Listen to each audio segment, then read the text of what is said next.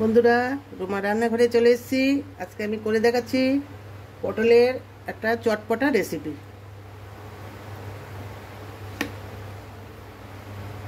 একটু নুন দিচ্ছি, কেটে রাখা পটল দিচ্ছি,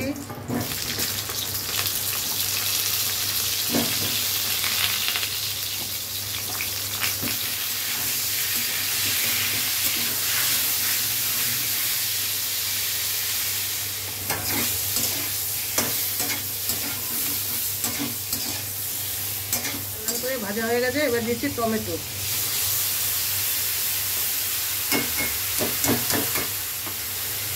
দিচ্ছি হলুদ গুঁড়ো,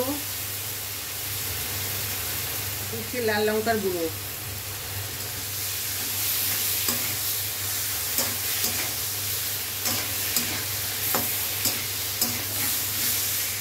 দিচ্ছি সামান্য একটু চিনি,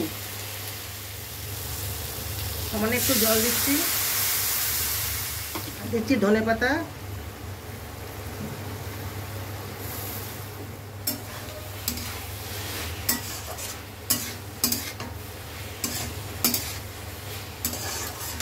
এরকম শুকনো শুকনো হবে।